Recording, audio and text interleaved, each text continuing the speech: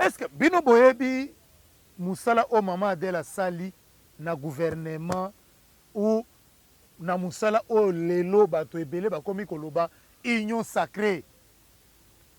Maman Adèle aza ko se sacrifier à 3 heures aokende pas Jean-Marc Kabound bazo sala baréunion comment ko faire tomber bureau ya Janine Mabound na Alexine Tambwe Mwamba.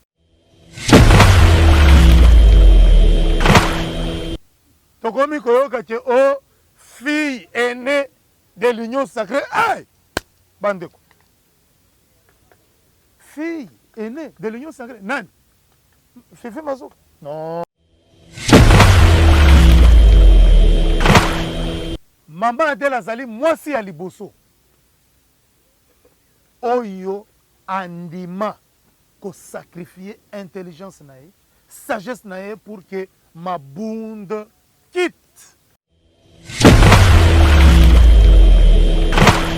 Vous pouvez corrompre tout le monde, mais jamais vous corrompre histoire.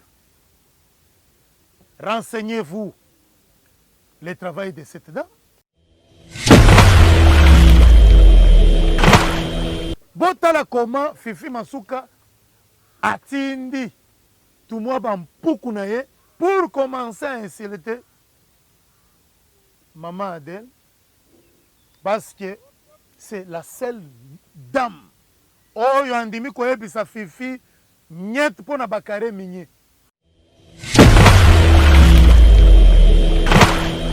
Mais il y a d'autres institutions que Fifi manipule. Qui ne connaît pas ça?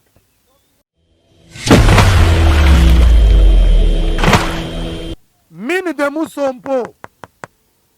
Et l'okwana il faut bakanga yango. Bayeba minere nyoso kendaka wapi. Afrique du Sud. Wana nyoso Fifi Masuka. Nde mutango bozolo bakazana chef de l'État.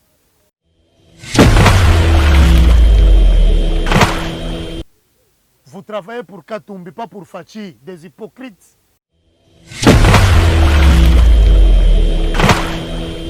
Fils Moukoko Bouino Boyebi, Moutousoka Meli Diamba, Meli Agene, Azo se perdre tout le temps. Les lois, c'est le père Maman Olive, le père, c'est le père Kamere. Bon, Fils Moukoko n'est pas un politicien.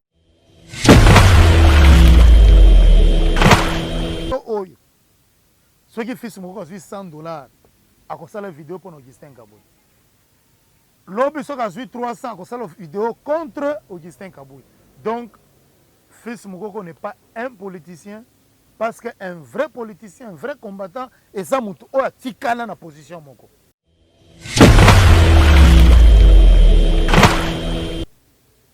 Bino mo bomoni, l'objet a ça qui fait Maman Olive. Oh, Maman Olive a aidé. Mais Augustin Kabouy a fait ça quand même bon. Donc, ça, ce n'est pas ça la politique. Faisons la politique pour défendre des valeurs. Correcteur News TV, Awande correction, Yaba News tout. Donc, Awande, on assure quoi. Suivez Correcteur News TV pour avoir toutes les informations crédibles et fiables. Correcteur News avec Yemoko Rachou. Rachou, la caramel, check.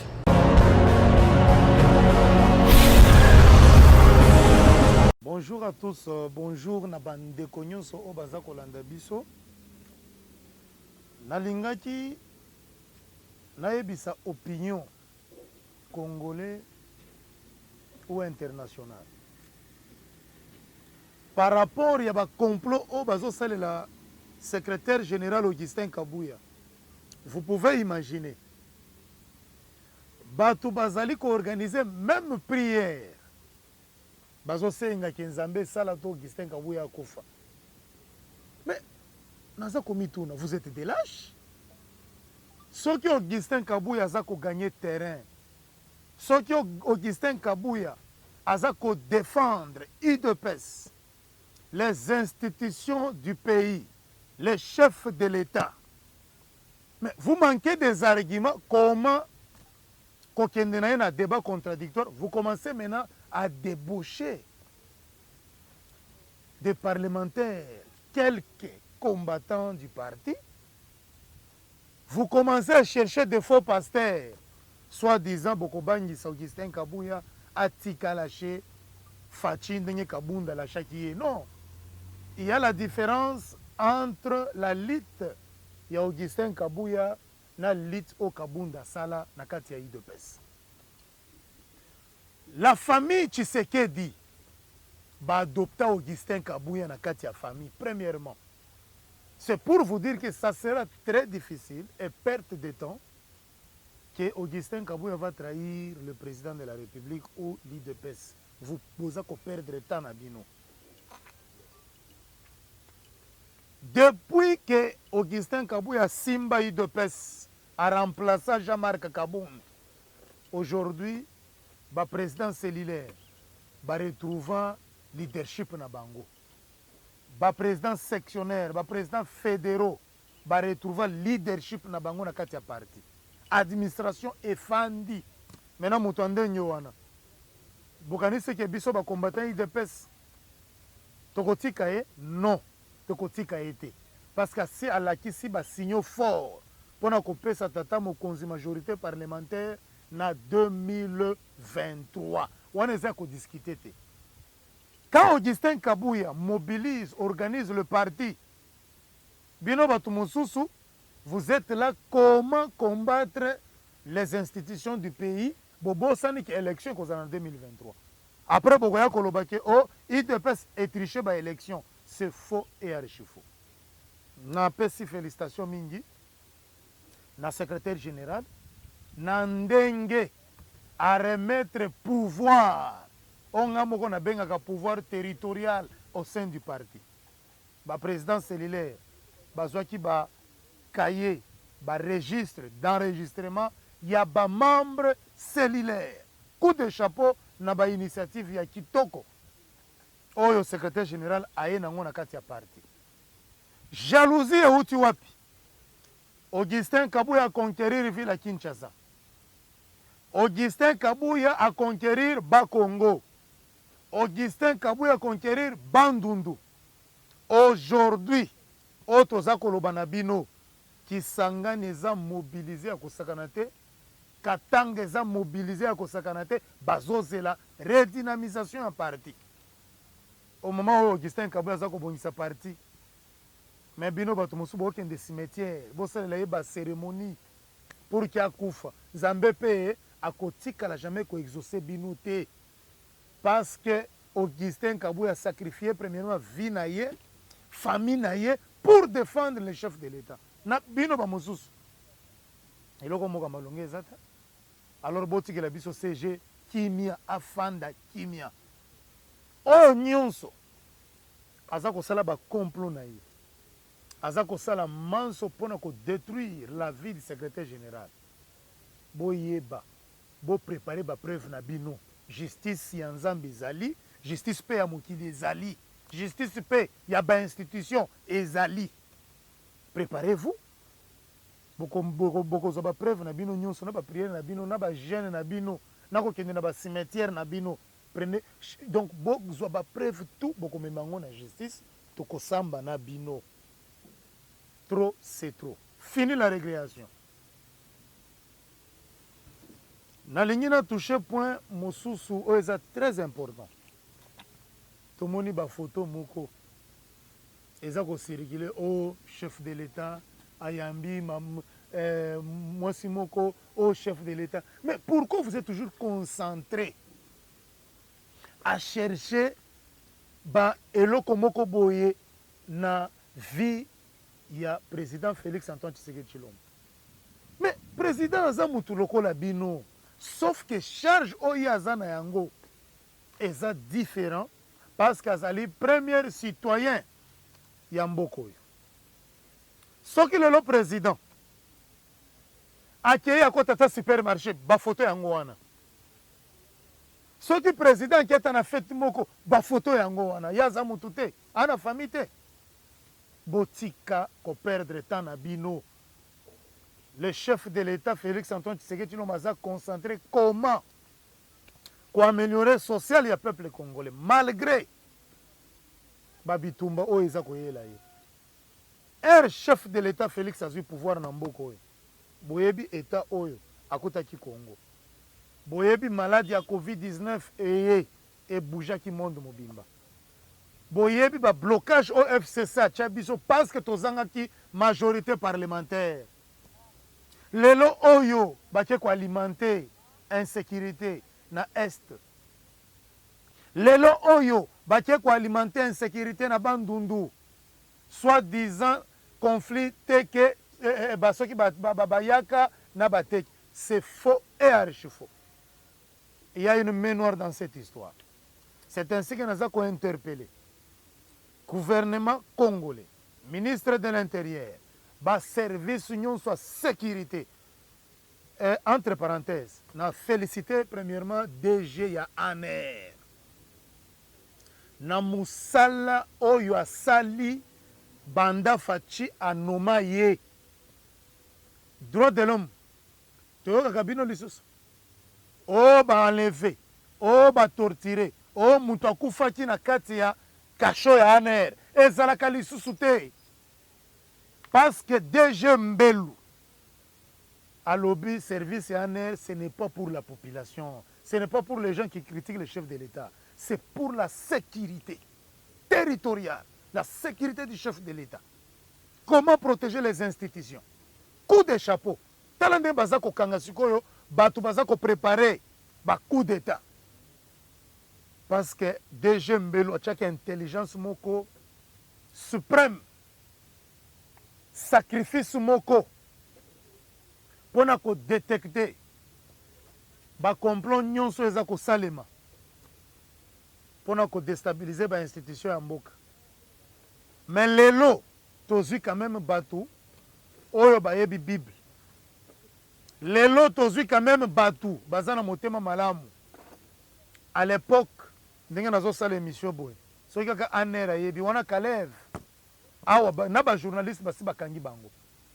Mais ezalaka lisusu te. Nyonso wana, vous devez féliciter quand même le président de la République. Bota la bino moko DGM. Lelo na komi kutu ko envier DGM na kenda tana sala demande d'emploi ba engager ngai. Tracasserie na aéroport esila. Nyonso wana mokonzi ya mboka azaka kaka mabe. Amatisi salaire ya ba agent ya DGM. Grâce ya politique et l'intelligence ya Roland Kashintwale. Nyonso wana ezaka kaka mabe. Tracasserie esila. Coup de chapeau na DG ya DGM Roland Kashintwale na équipe na ye mobimba. Merci beaucoup na lingi siko na kota sikoyo na makambo na ba complot oyo eza kosalema na Katanga. Naza kobetela CT. Boyoki na ba réseaux sociaux.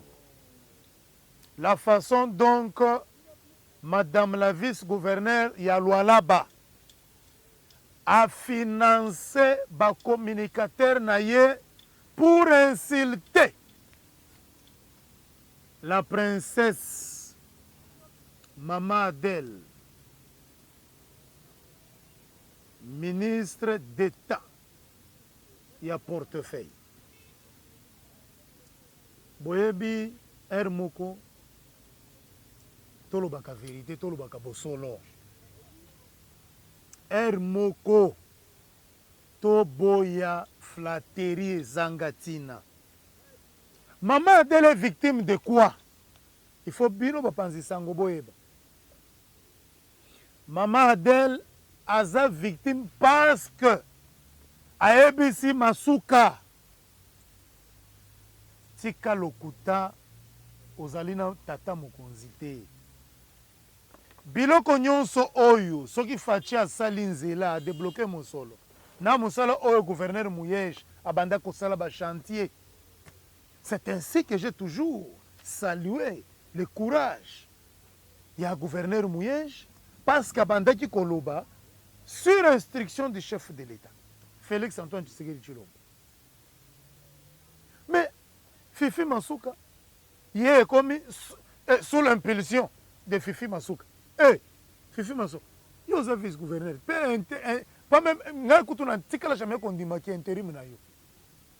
Parce que politique na bino, pour sali ekiri na bino, bobuskila ka ba vrai leader katangé.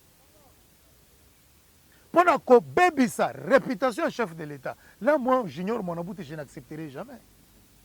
Je suis combattant de l'IDPS, tshisekedi, combattant de la liberté.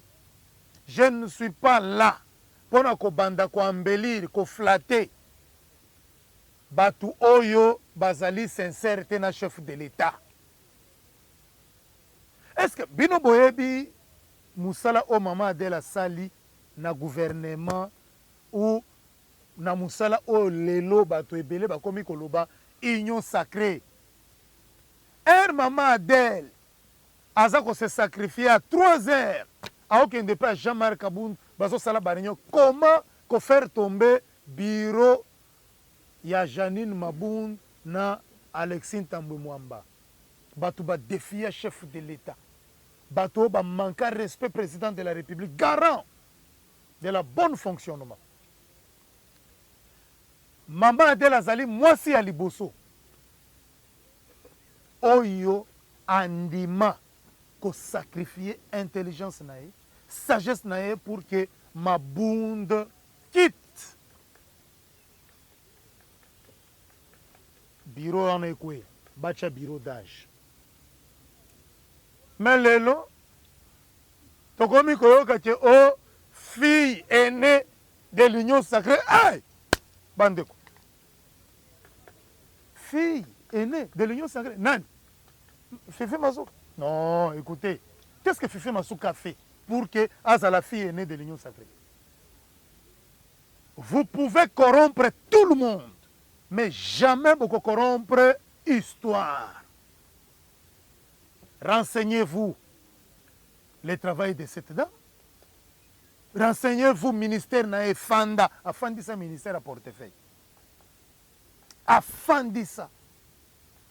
Parce qu'il y a le président Félix Antoine Tshisekedi Tshilombo. Le seul parti Oyo et lobby, il faut payer sa tata une majorité parlementaire à part. IDPS Nabiso, parti à Union Sacrée. Oya lobby, candidat Nabiso, c'est chef de l'État. C'est le parti de maman. Adèle, Oya ça sincère. Elle travaille avec la sincérité et l'honnêteté. Mais vous êtes des hypocrites. Botala comment Fifi Masuka atindi tout moi bampuku na ye pour commencer à insulter maman Adèle parce que c'est la seule dame oyo andimi koyebisa Fifi nyet pona bakare minye aboyi corruption aboyi kozwa mosolo.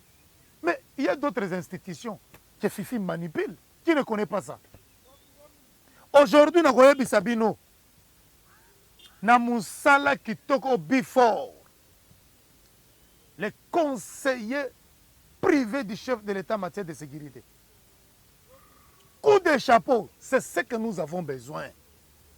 Before aouti ko bloquer mafia moko na kati ya Lualaba, s'il vous plaît. Boza kaka munoko mais qui mouille bien ça ko salema. Même Kabound est devenu millionnaire, c'est grâce à Fifi Masuka, non? Qu'on peut se carré mignon en désordre pour pas protéger le pouvoir. Non, bien goté.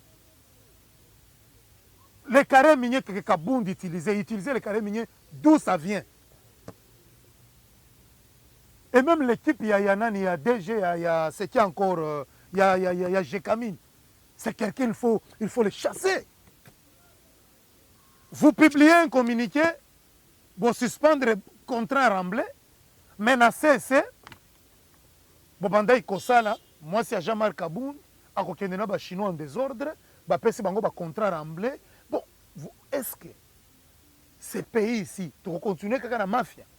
Non.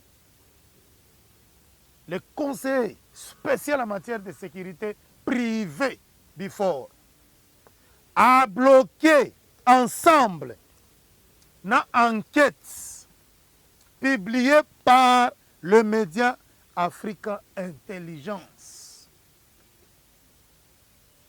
Fifi Masuka, Naba Sud-Africain, baza koexploite mine de Musompo au Lualaba.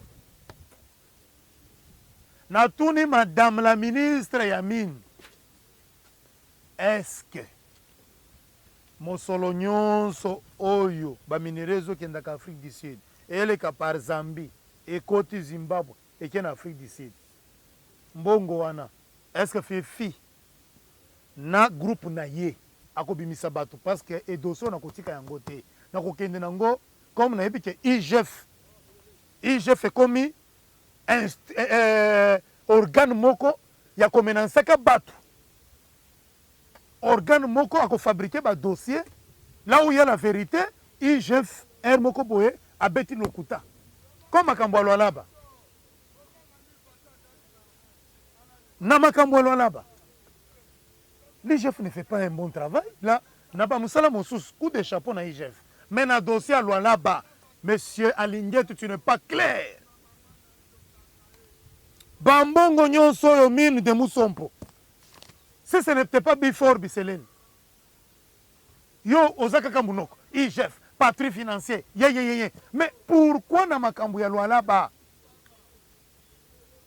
pourquoi na makambo ya Katanga oliaka munoko Alinguet oliaka munoko pourquoi nous connaissons la vérité même le dossier de Mouyeja est vide Mouyeja appelle ça ba mal ya ba preuve jusqu'aujourd'hui tu es incapable ya kopesa sa justice ba élément aussi Mouyeja j'avais détourné l'argent nyonso to applaudir to betela wo maboko parce que yo za Alinguet ndeta guerre mpona bato mosusu na mboka na nga na Lualaba keba trop c'est trop biso toza kobunda tolia gaz lacrymogène mpona kodéfendre état de droit na démocratie babino bamosusu oyo bozalaki wana boza kofinga biso boza koloba l'UDPS vaincra ou UDPS kotikala jamais kozwa pouvoir te nous connaissons même si Fachi travaille avec vous c'est parce que aza na bolingo ya kochanger mboko oyo mais si moi j'étais Félix Antoine Tshisekedi Tshilombo dis vous tous pendant 37 ans d'élite moi je n'ai pas dit que je fais 37 ans d'élite ya UDPS je dois être clair boko rijaka pe bino bapanzi sango omona moto aza na 30 ans ayebi so que nous avons lité 37 ans d'élite botika bon il faut poser ye yo banda lit mokolo nini yango wana nde nalobi nga nasali 37 ans d'élite te mais l'UDPS esali plus de 37 ans d'élite ce n'est pas pour venir soutenir des formules de bêtises bozwaka mosolo boya kokosa biso ba version moko ezanga tina je demanderai même au président de la République nani akoki ko enquêter pe Gilles Alinguet qui contrôle Gilles Alinguet monsieur le président de la République vous devez créer encore une autre structure oyo kobanda pe kosala enquête contre enquête ce n'est pas dit que tout nyonso Gilles Alinguet aza kosala nyonso eza kaka bosolo te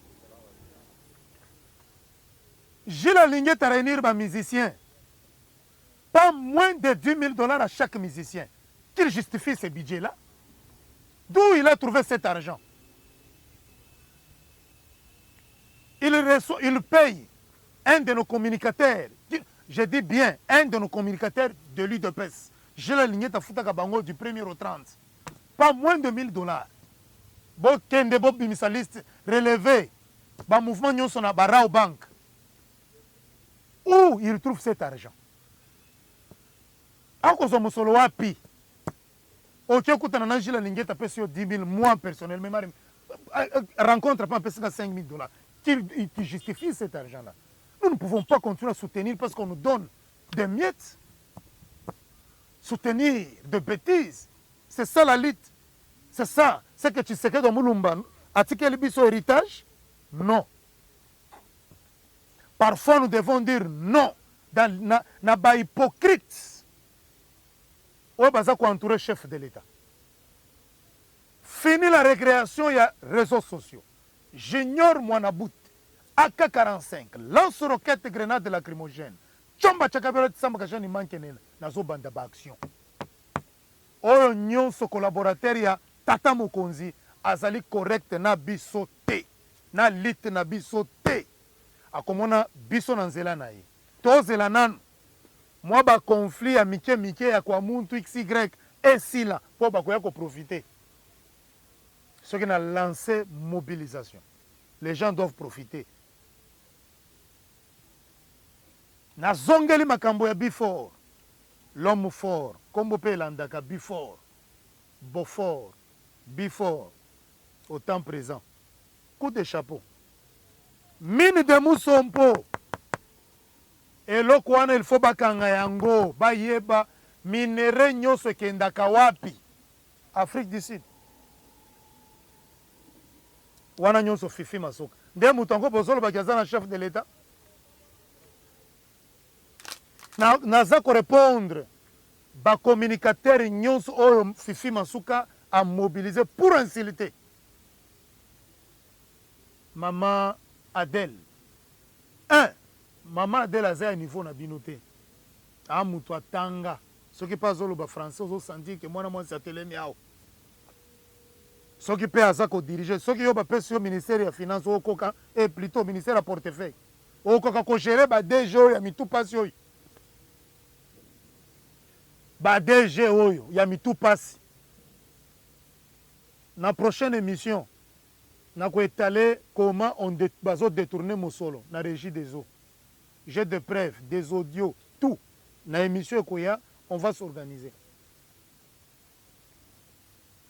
Botika mama sala musala na ya kimia.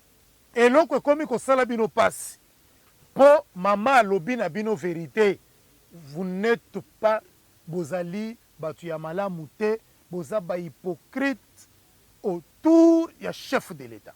Erozomona tata mkozi babu wenchi habari yenu Mungu akubariki tuko na weye Mungu na mwe wapi Mungu nafanya politique njoo ya kupatia Katumbi majorité ya ba député provincial a contrôler Katanga amwe sema atuye bile bintu tunayua bile biote bile tunayua. Vous travaillez pour Katumbi pas pour Fachi, des hypocrites, bande des hypocrites.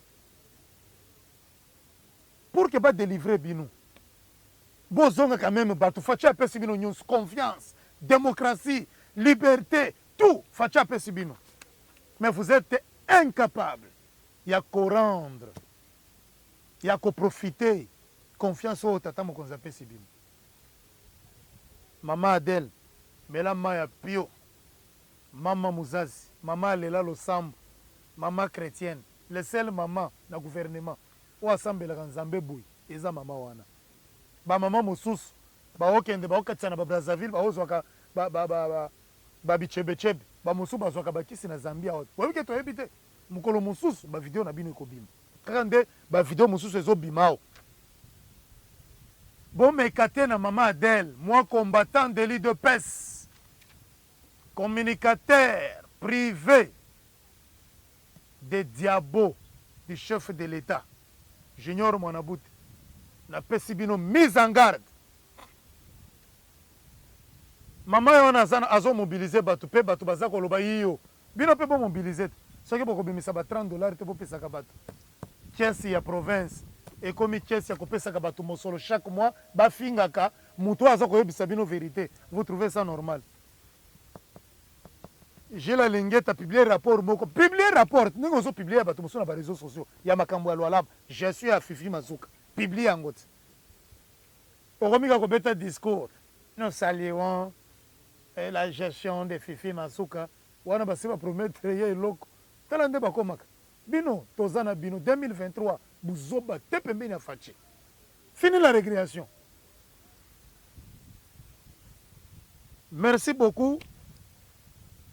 Nakotika bato baza na question kutuna biso batu na biso to répondre moyi wa benda na question na yo pour un complot sur la mort du CG et ba association o bazo senga départ ya Augustin Kabuya.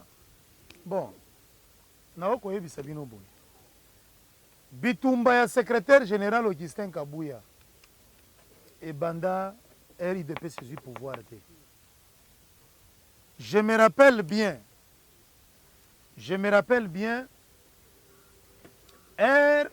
IDPS Etienne Tshisekedi Mulumba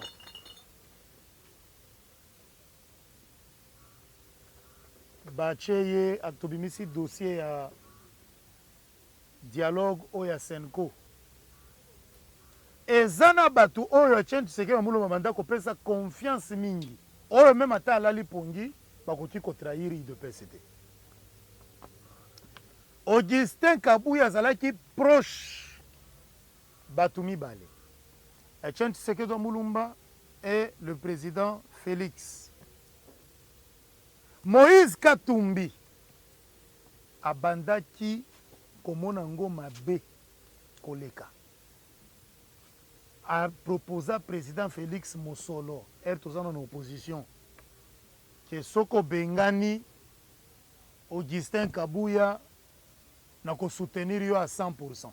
Là c'est Moïse oyo aza koyebisa président Félix. Président Félix a tout nié. Pourquoi seulement Augustin Kabuya on a sepelaka na yete aza orgueil aza boy. Soki Katumbi azalaki sincère alingaka lobaki na sepelaka na Augustin Kabuya te parce que c'est un homme qui est fidèle et sincère et qui défend l'IDPS corps et âme.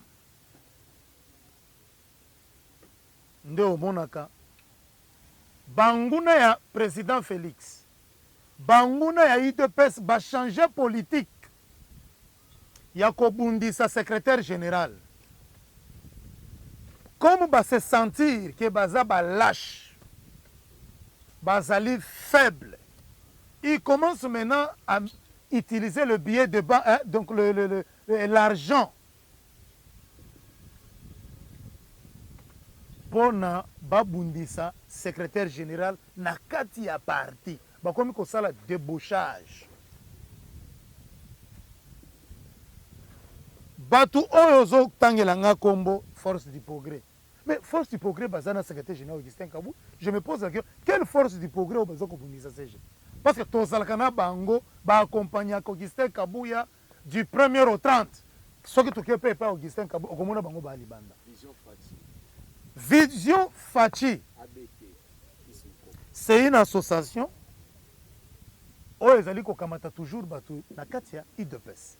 Mais ce qu'on sait l'association na yo ndeko na ngai, tu dois être capable ya kokende ko recruter en dehors de l'IDPS. Pourquoi la leadership bawelelaka yango te? Na sepeli na ndenge président national ya Vision Fachi Jekobe azongi moto accueilli par un grand frère na Augustin Kabuya bakie kosola nyonso eza koloba na réseaux sociaux te. Vision Fachi baoyo ozomona baza na kati ya Vision Fachi bazali kofinga secrétaire général baza bato bazwi mwa ba bichebechebe mwa bambongo nauti koloba bato nyonso oyo bazali kotinda bango basenga départ Augustin Kabuya bato ba leader na bango baza balash baza kokoka politique ya Augustin Kabuya na terrain te. Si vous êtes fort mais bon contredire maye nyonso Augustin Kabuya zo sala mais ils ne sont pas forts. C'est comme ça batie mbongo en jeu baza ko utiliser toujours ba combattant baza pe balash basala makelele oyo bazali kosala wana. Fils mukoko boyino mwe boyebi mutu soka meli diamba meli agene azo se perdre tout le temps. Les lois c'est le père maman Olive, le père c'est le père Kamere. Bon, fils mukoko n'est pas un politicien. Donc moi écoute on a répondre position na ezate. Lelo oyo. Ce qui fils mukoko a $100 à cause la vidéo pour Augustin Kabuya. L'homme soka a 300 à cause la vidéo contre Augustin Kabuya. Donc fils mukoko n'est pas un politicien. Parce qu'un vrai politicien, un vrai combattant, et ça moutou oya tikala na position moko. Oya zali ko défendre ba valeur. Oya zali ko défendre parti na quelles que soient les difficultés. Bino mo bomoni, lobi azaki pa maman Olive. Oh maman Olive a aidé. Mais Augustin Kabuya pesa ka mbongo. Donc ça ce n'est pas ça la politique. Na ko senga na ba combattant na biso a IDPS. Faisons la politique pour défendre des valeurs, pas parce qu'on nous a remis 100, 200, 300. Et ça m'a lamouté.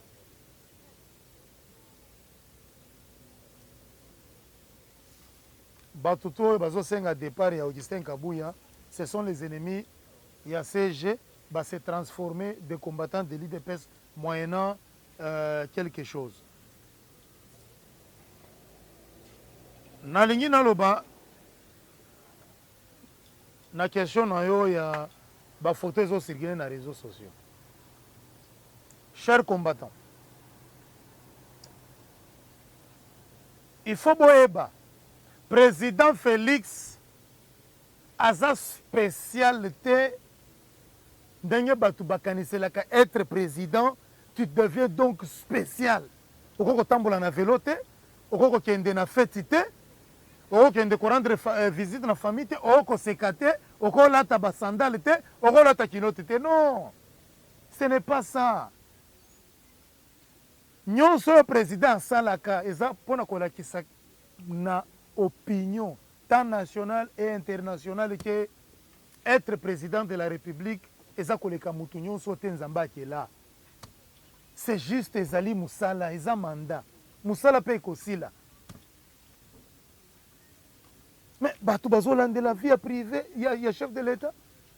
Tala ba photo bino bozomona na ba réseaux sociaux oyo mutu ayambi mwana mwasi ezali président Félix te. Ezali bayini ya faci bazwi mutu moko akokana na président Félix bana bakomi kopublier. Oh, voilà le chef de l'État, voilà. Non. Réseaux sociaux, boza on a pas na kopesa ka vérité. Pas offandi na kwe ndako na olie fufa masango tondi. Après obandi bilobela mwanza na réseaux sociaux ko publier les histoires o ezanga mutu na makolo. Nyonso wana eza faute ya batumi bale. Faute ya mutu libozo na zo senga démission na ye. Ezali ministre ya communication Patrick Mouyaya. Un ministre ayebi ko communiquer te. Maenyon se za ko salema, ministre moko incompétent. Mais je demande na gouvernement oyo eza ko bima sika. Monsieur le président de la République, ata mutu asala na Joseph Kabila to utiliser ba valeur na ye. Lambert Mendo Malanga il faut azonga na poste wana. Discours ya Fachi Beton na Nations Unies. C'est le ministre de la communication qui doit commenter ça. Bengi bino nyonso yo. Zéro. Makambo eza ko selema na kwa mutu. Patrick Mouyaya na communication. Zéro. Makambo nyonso ezosalema na Est. Armée régionale ye. Patrick Mouyaya. Zéro. Mais ao kolia mosolo. Ya musala oyo aza kosala yango te. Tozwi Eric Ngindu. Oyo chargé ya communication ya chef de l'État. Mosusu ye wana. Zéro. Bandeko. Naza koyebisa bino boy. Na 3 ans et demi oyo chef de l'État Félix Antoine Tshisekedi asali à la tête de ce pays.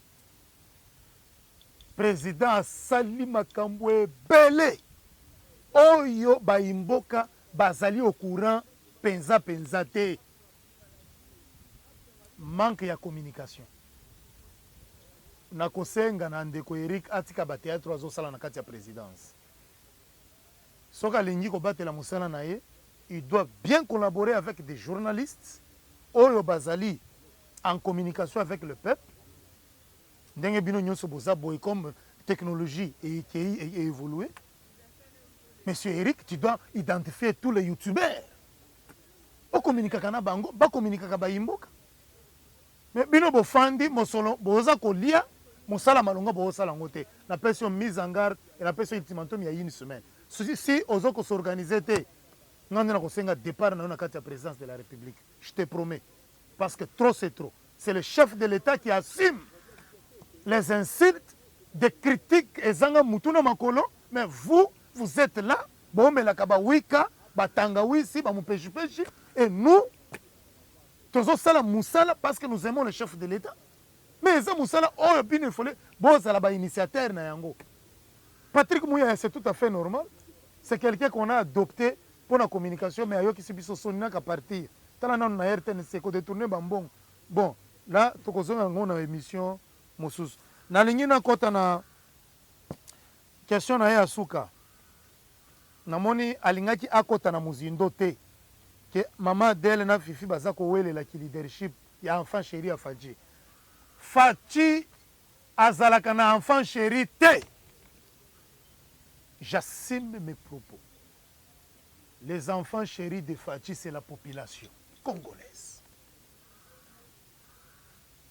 Les enfants chéris de Fachi, ce sont des collaborateurs, il y a solo. Bango baweleli bo solo, vérité. Masuka na batunaye ba okoko sa ba imboka bako saka chef de l'État. Maman Adèle aloba, vérité. Bokomi kofinga ye. Voilà conflit yango wana. Ezaki uko makambo ki enfant chéri te. Pona ko chite. Meeting ya Vital Kamerhe. Oui, Kamerhe aza na union sacrée. Toko senga meeting na ye. Et réussir.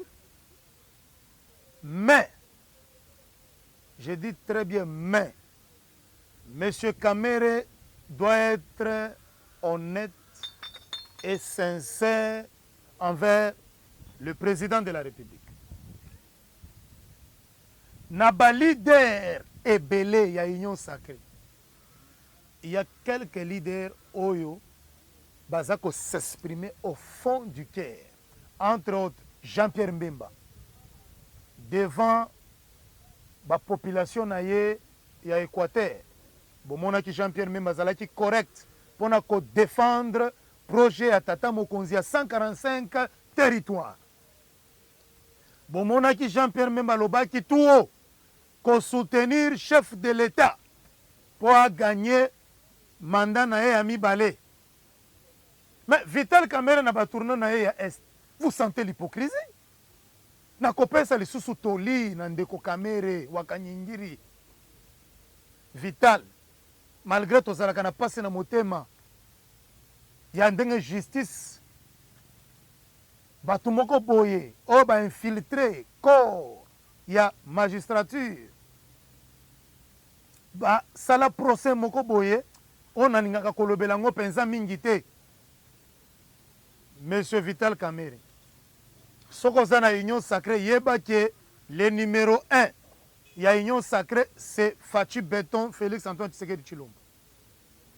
Oza na devoir ya ko soutenir ba projet na ye parce que oza na kati ya union sacrée.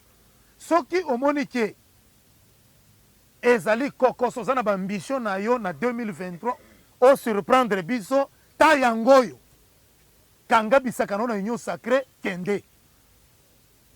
Mbemba era lobby projet 145 territoires a pesi définition na ba imboka. Mais aza clair akendaki 4 chemins te. Mais yo na est dis na landi campagne ya Kamerhe nazo sentir deux temps na kati ya discours na ye. Je crois que boza bapanzisango bozali na mayele bo analysaka mot par mot. Vital Kamerhe aza lokolo moko na biso lokolo mosusu na kati ya mai. Na kosenga azala sincère ayeba ke président Félix bakosaka ye te.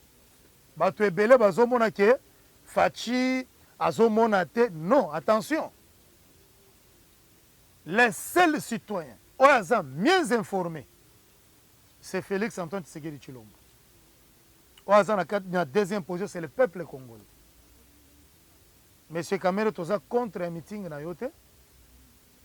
Mais tosengi ozala quand même na bosolo na munoko na yo. Kombo erozo sambela kanzambe. Sala tout le mot esprit de caméléon elongwaka. Parce que ba komo mosusu elandaka. Nde na bamituna na yo nyonso. Bon, boyebi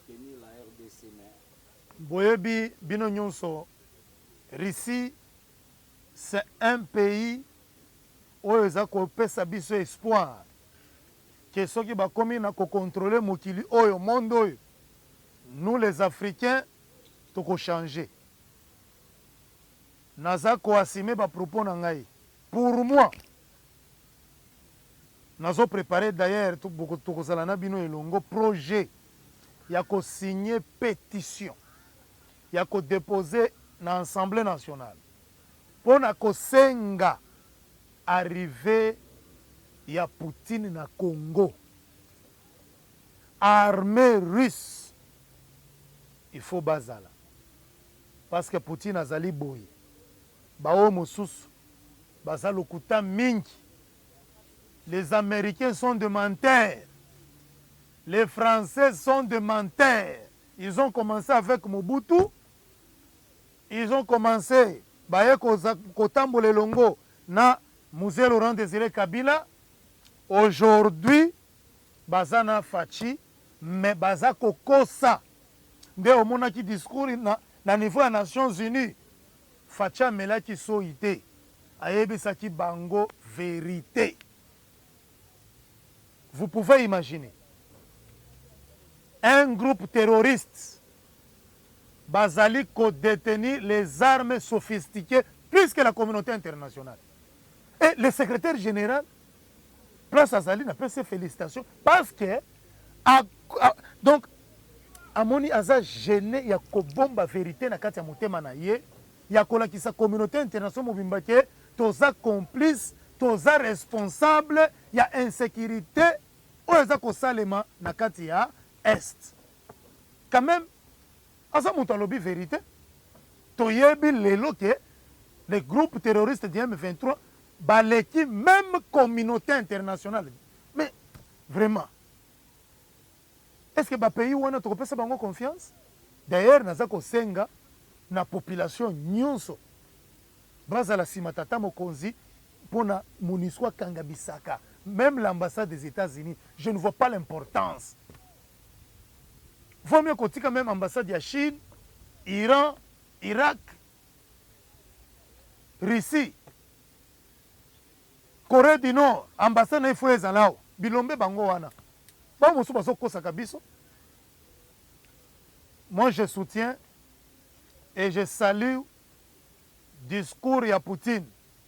Pena kosenga na tata mokonzi. Aza combattant za elumbe kanga sentir Russie ayao oeko ya a bon attendeur salis. Maman, nazali kopesa yo différence entre Kabound et Augustin Kabuya.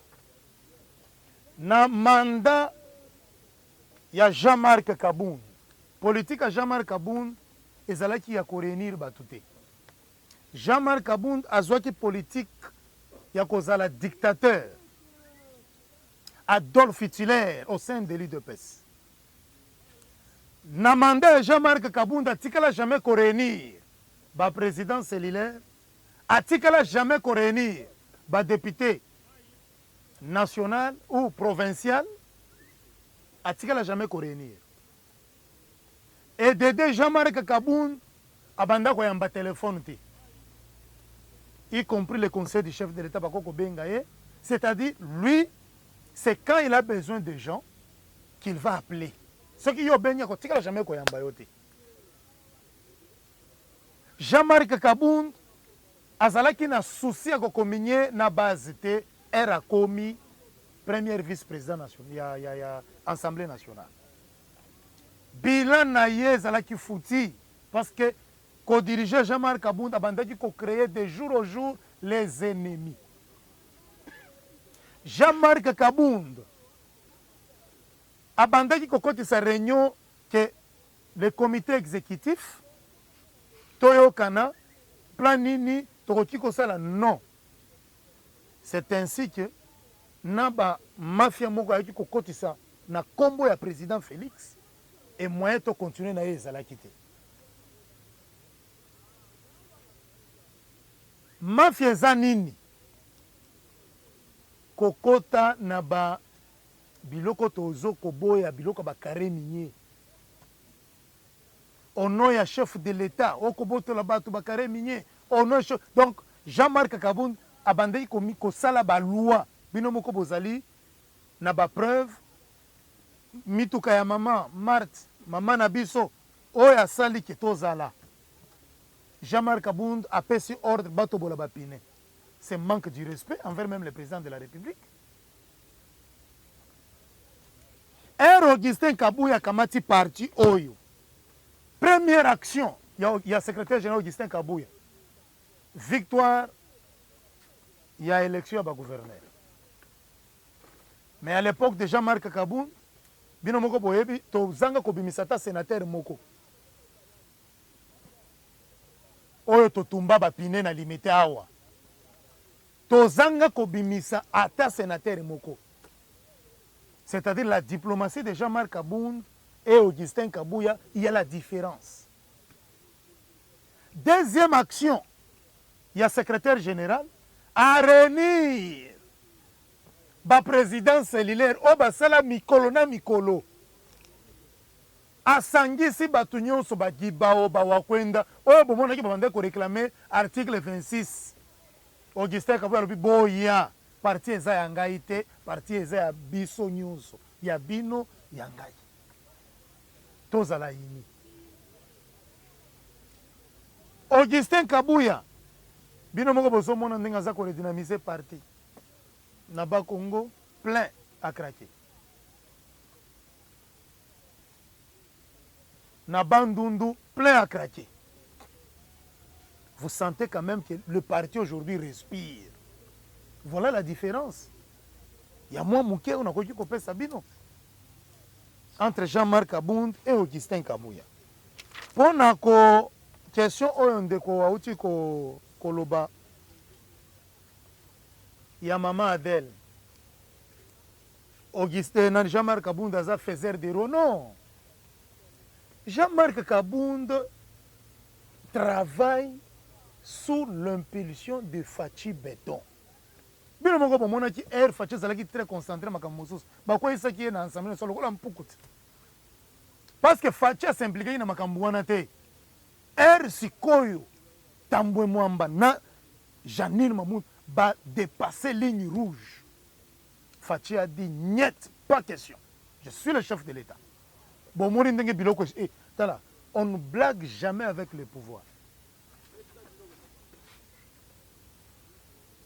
Maman Adèle travaille avec Jean-Marc Kabound, c'est sur instruction du chef de l'État. Pendant quoi il s'est bureau à Janine Mabound. Parce que c'était un bureau qui constituait un danger pour la République. Qui se croyait que ce sont eux qui dirigent ce pays. Avec leader Nabango, sénateur Joseph Kabila. Vous pouvez imaginer Fachi convoque une réunion et ils disent que non, nous sommes en réunion avec le sénateur Kabila. Et Fachi va accepter Gobé. Bah bêtise, non. Dès à Ebisa qui Jean-Marc Kabound. Travailler na mutu oyo dans une semaine il y a un résultat. C'est ainsi que maman Adèle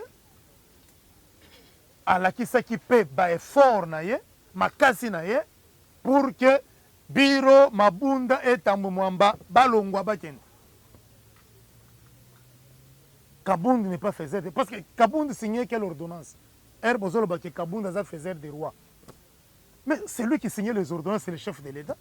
Combien de fois que Fachi a rejeté la proposition de Jean-Marc Kabound s'il était faiseur des rois? Ce n'est pas Kabound qui a fait que Fachi a la chef de l'État. Non. Vous devez rectifier quand même la question quand vous posez. C'est les combattants, quand je dis au pluriel, les combattants de l'UDPS. Des bateaux basala manifestation. Il y a Kosenga na Fachi a retiré signature. Oui, Kabound à l'époque il était secrétaire général, on ne peut pas refuser. Kabound a sali makambo malamu oyo ye. Era bandi kosala makambo mabe to bengani ye. Nde moi muke onga na ingaki na yebisa yo. Donc Kabound ne pas faiseur des rois. seul faiseur des rois, c'est le chef de l'État lui-même, Fachi Béton. On attendait que récupérer, réunir toutes les preuves possibles pour maintenant mettre pression et décider que Kabound doit nous laisser. Ce n'est pas parce que Tozelaki Kabound a l'ongotoloba, non. Quand on a des réseaux sociaux, je donne d'abord l'exemple, fils Moukoko. À Senga Kabound a Kolongwa, non? On était avec Kabound, à niveau parti. C'est-à-dire il y a eu des combattants, au Bamona qui déjà que Kabound devient un grand danger au niveau du parti. Vous avez des preuves. Aujourd'hui, comparez la vie de Kabound quand Kabound a quitté Katanga, Kalemi si je ne me trompe pas, et Kabound d'aujourd'hui, est-ce que Kabound peut vraiment tenir des propos mensongers envers le chef de l'État? Biloko Yasalagi. Dans la vie, il faut être reconnaissant. Même Dieu, à Kopambola, si tu es reconnaissant. Mais Kabound n'est pas même reconnaissant des lits de paix. Kabound a construit le stade. Kabound a construit l'école. Bon, dites-moi, s'il vous plaît. Kabound a construit quoi? Pas même une parcelle que Kabound nous a laissé au sein des lits de paix, chers combattants et combattantes, bande qu'on a presse. Je dis très bien, pas même 20 sur 20 que Kabound a laissé na niveau à parti que aujourd'hui Kabound il y a que ça la remise et reprise na parti. À part ba réclamation na ba réclamation. Mais aujourd'hui jamais Augustin Kabouya, Mbujimai, Kabinda, Équateur. Augustin Kabouya zo soma ba parcelle. Il y a fédération Kananga. Voilà la différence. Aboy Kotonga ba hôpitaux, il y a le ministère de la Santé à Zawana. À Lobby et Loko Liboso, c'est que je suis, c'est grâce à l'IDPS. Je dois d'abord servir l'IDPS. Mais pas Kabound. Kabound a construit une école de 300 000 $. Mais ici, nous sommes des locataires, des fédérations, des locataires. À part le pango privé, ça, là où il y a la permanence, c'est Suyer et Etienne Tshisekedi Wambulu, dans son bas parcelle. Ce n'est pas dans une bonne où de peste. Mais tout ça, on peut applaudir Jean-Marc Kabound. Qu'est-ce que Kabound a fait? À part Milelo. Donc il n'a qu'à partir et subir la rigueur de la loi. On a deux questions. Alors Rachel, moi c'est Rachel Bukangi de la part de Rachel Niki. Question nanga motuna nanga ezaboye par rapport à l'ouest de notre pays. Donc Bandundu, partie Bandundu, les autres qui déjà na ndenge kaka est bandeko kendele, ndenge zo kendele violence, massacre, batu bako kufa, ba chef coutumier bako kufa. Ma question est celle-ci. En tant que parti présidentiel, Dino Baïboza na kati ya parti présidentiel, quelles sont les précautions au Bozozoa par rapport à massacre au Zoleka na parti ouest ya mboka na biso? Est-ce que tu peux s'attendre kaka na ndenge zolekela na est parce que ça approche lobi to mona mo kalani te zo koma na kititi. Et vous en tant que parti présidentiel, Bozo ba ndenge nini on va aboutir où jusqu'à ce que Merci beaucoup. En tant que parti présidentiel, le secrétaire général Augustin Kabouya abandonné kozela mokonzi ya mboka aya ayaki lobby. Je profite pour nous souhaiter bon retour au pays. Excellence, Monsieur le Président de la République. Bobo Sanate, Mouzito, à l'époque, à Lobaka, nous allons créer l'insécurité pour que les investisseurs ne viennent pas. Bino Bopanzi Sango, naebi ke bokanisi maloba wana. Banguna ya fachi, ba oyo baza kobanga ba élection, ba bandi ko alimenter pour que l'élection est salématée. bakomi ko-créer baconflit parce que bayebi ke barwandais bakotaka sous forme ya bangombe. Qu'on nous dise la vérité. Malgré nous, je ne peux pas entrer dans les détails. Bato moko bakota na bangombe barwandais basali manso mpona koyeba munoko oyo eza kolobama na bandundu, soit disant que bazali baautochtone, donc baimboka baiprovince nyonso wana bazalaki toujours na plan ere bakolinga basala coup d'état bango basali boye parce que souci ya communauté internationale eza bakata mboka. Bandundu ezala pays, Katanga ezala pays, donc bakata yango. Fachi pe alobi nyet ekosalema te biso en tant que parti présidentiel toza komobilize bakongolais nyonso ezala awa na ville ya Kinshasa ezala na babandundu tout bozala vigilant bondima bapoliticien oyo baza na mitema mabe baolinga kaka Congo ezonga kaka nsima l'état ya komobilize bafonds pour le développement ya mboka. Mais nous maintenant nous devons mobiliser les fonds pour na kotia na sécurité. Bomoni ke boza kozongisa biso si investisseur ni na koti koya soka yebi ke kwa mboye moto ezali kwa mboye moto ezali qui peut oser kotia mbongo na ya danger. Biso toza déjà éveillé, nous parti présidentiel, et on se prépare. Et il y a d'autres stratégies sécuritaires, je ne peux pas dire dans des réseaux sociaux, parce qu'en matière de sécurité, c'est trop réservé.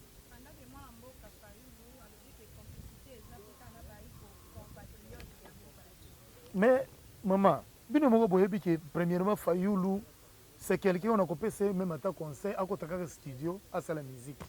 C'est quelqu'un qui danse. Nous sommes au théâtre d'ici notre président Mbosso.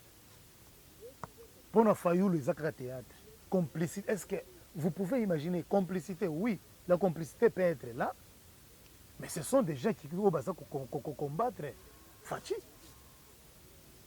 Complicité d'abord, les Bango Moko. Et ils mettent d'abord l'insécurité sur le plan international. Fayoulou. Batourna aux soldats du peuple. Yemoko Mouto Liboso, Yemoko, complice na Makambouana. Quand même, Mouzito, malgré na outi ko rappeler Malobanaye, mais Akendaki quand même. Il a même acheté quelque chose, à quelque pèse, Baoyo, ba victime, mais il Fayoul. À part Poto, on a zoké ndo 500 bonzet. Il devient quand même pasteur. Merci beaucoup. Élisée Moula, la dernière question. Vous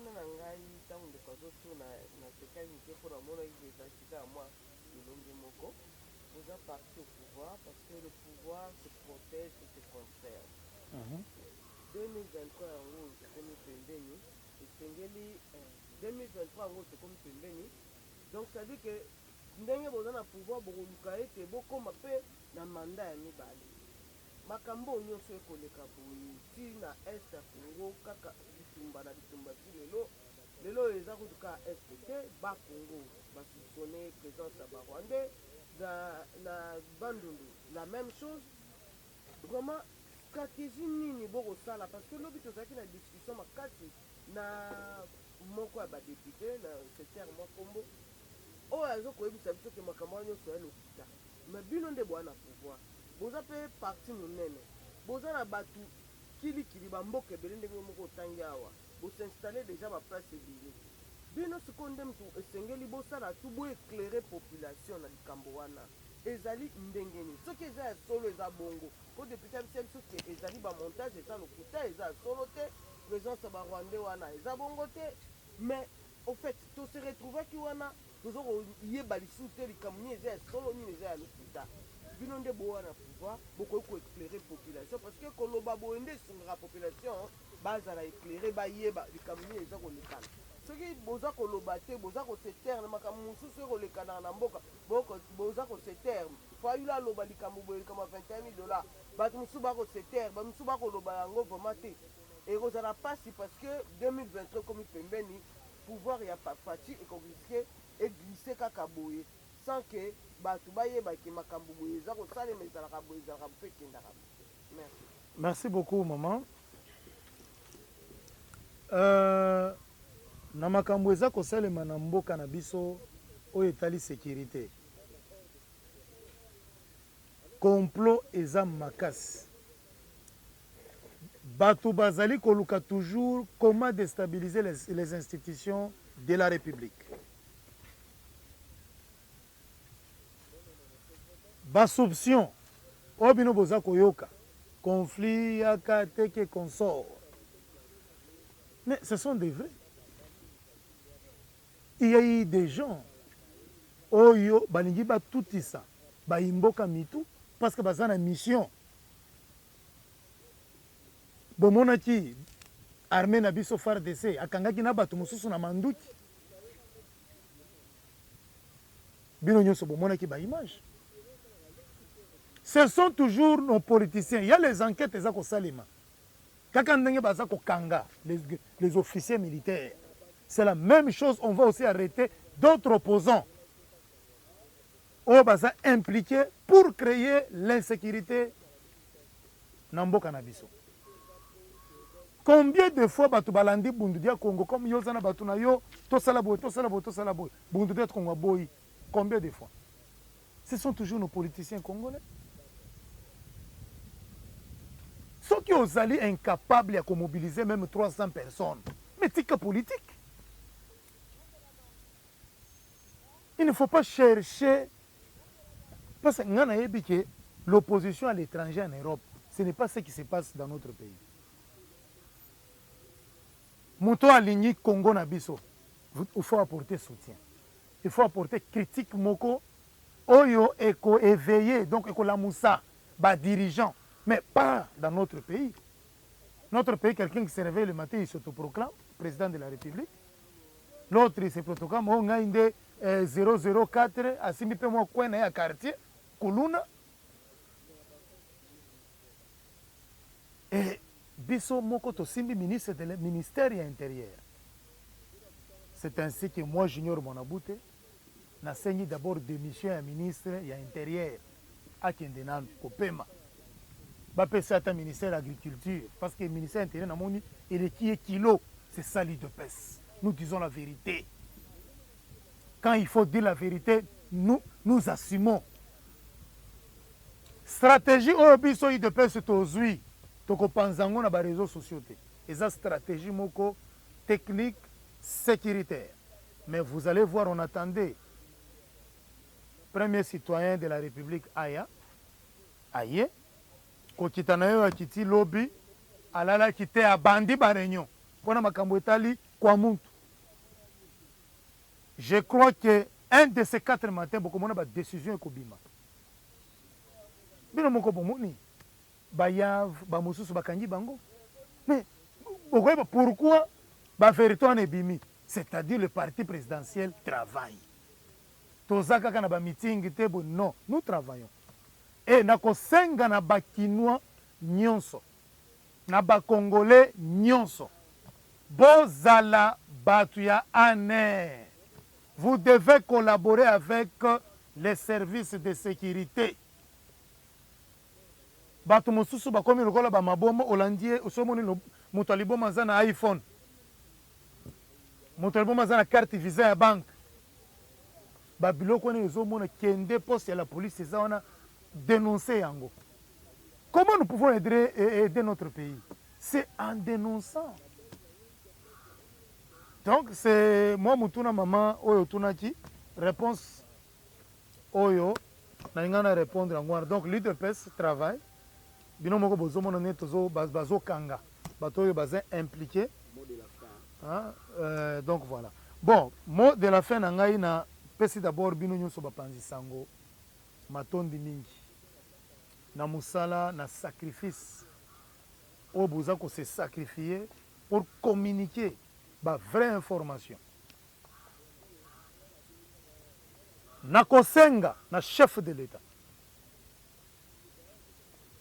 Président Félix fongola misu na makambo ya Katanga.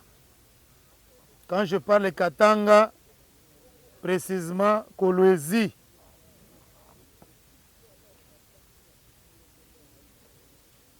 Complot moko ezali ya ko décourager bato oyo bazali na Katanga. Campagne ya mabe contre le chef de l'État. Bino ba représentant, gouverneur, vice-gouverneur. Vous devez être honnête et sincère. Je vous demande seulement ça. Ce que vous qui osa incapable de être honnête envers le président de la République, présenter démission. Zala quand même, zo courage, il y a qu'à présenter démission.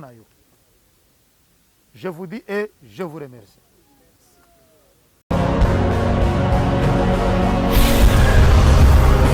Correcteur News TV, Awande correction, il y a News tout. Donc, Awande, on assure quoi. Suivez Correcteur News TV pour avoir toutes les informations crédibles et fiables. Correcteur News avec Yemoko Rachou. Rachou, la caramel, check.